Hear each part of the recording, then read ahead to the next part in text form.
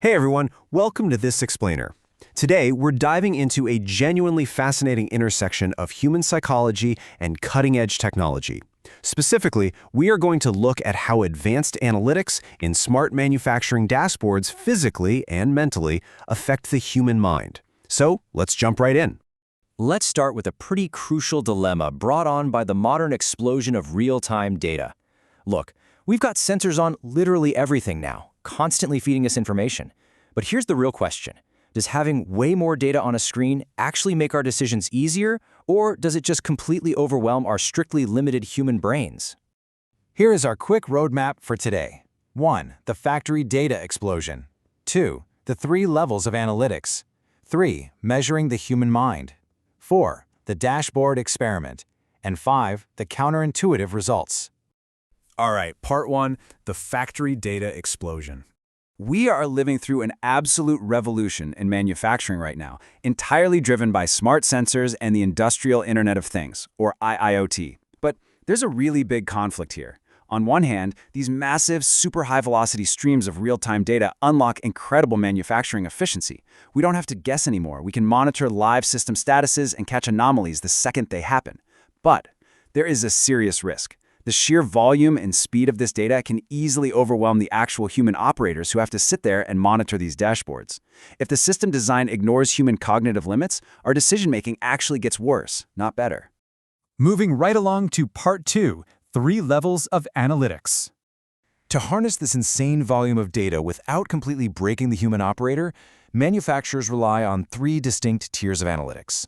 First, you've got descriptive analytics. This just answers, what happened? Or what's happening right now? Then we step it up to predictive analytics, which forecast future outcomes, basically asking what is likely to happen next. And finally, we reach the big one, the most advanced tier, prescriptive analytics. This is where the system actually acts like an advisor, answering what is the best future action by giving you concrete steps to fix a problem. Let's zoom in on the 2 ends of this spectrum for a second. First up, descriptive analytics. This is your baseline. It simply summarizes current and past conditions using basic visualizations, like your standard everyday bar chart, just to tell the operator what just happened. It relies entirely on past and current data to give you the status quo. But then, on the complete opposite end of the spectrum, prescriptive analytics push way further. This is all about deeply analyzing complex futures and then recommending highly specific actions to the user. So it doesn't just tell you, hey, this machine is going to overheat. It tells you exactly how to adjust the machine's calibration to prevent it from overheating, and even gives you a probability of success. Which brings us to part 3, measuring the human mind. So how do we actually quantify the toll all this data takes on an operator staring at these screens? It's really vital to distinguish between 2 entirely different concepts here: cognitive load and task load. Cognitive load, or CL, is essentially your brain's raw processing power. It's the strict mental capacity you use to process info and hold it in your working memory. Task load, or TL, on the other hand, is a lot broader. It includes the emotional and cognitive factors triggered by actually doing the task. Think of it like a smartphone. Cognitive load is the raw RAM required to run a heavy app, while task load includes how hot the battery gets and how much the phone lags while you're using it. Getting a bit more granular, cognitive load is broken down into subconstructs. The crucial one for us is intrinsic cognitive load. This specifically measures how the raw complexity of a task taxes your human working memory. And here's the massive takeaway.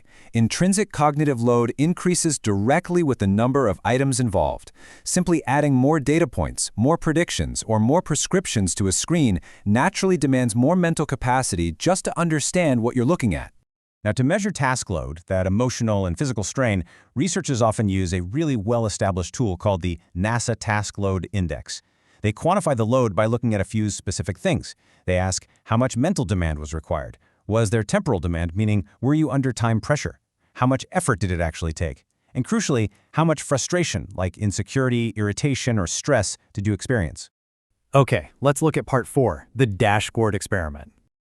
To see how these different analytics actually impact real humans, researchers at TU Dortmund University ran this incredibly cool experiment.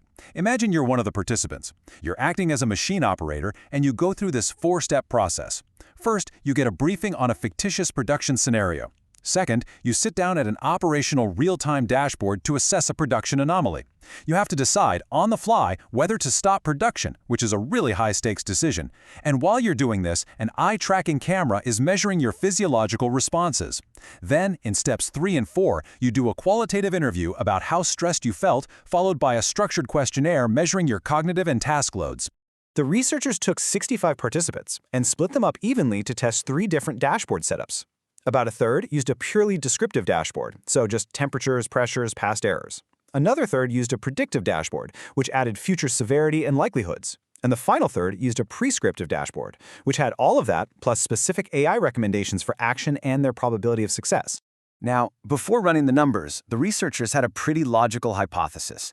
They figured that adding these predictive and prescriptive layers would just continuously increase both the cognitive load and the task load on the user. I mean, it makes sense, right? If intrinsic cognitive load goes up with the number of items on a screen, then a dashboard throwing past data, future predictions, and AI recommendations at you should require the most working memory and ultimately cause the highest level of stress or task load. And finally, Part 5. The counterintuitive results. So, what actually happened? Well, we finally hit the results, and they revealed a deeply counterintuitive twist about human psychology. First, let's look at what went exactly as expected. The researchers found that, asking the brain to process complex predictive and prescriptive data significantly spiked the mental tax. Mental demand and intrinsic cognitive load absolutely went up.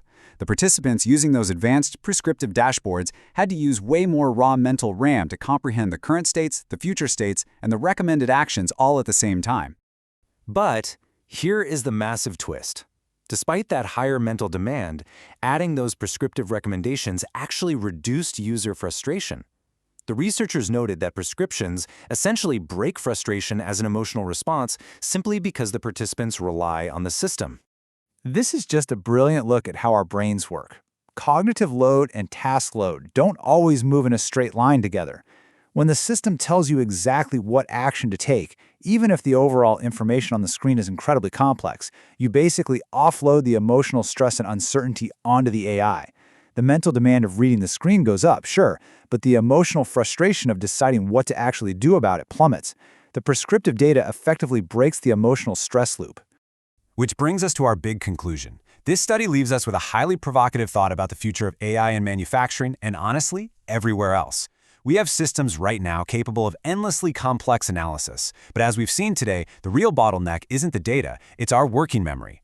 The fact that AI recommendations can spike your mental load while simultaneously lowering your emotional frustration means we have to be incredibly intentional about how we present information.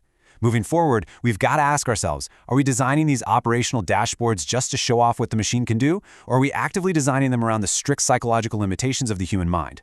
Think about that the next time you're staring at a wildly complex dashboard. Thanks so much for joining me on this explainer. I'll catch you next time.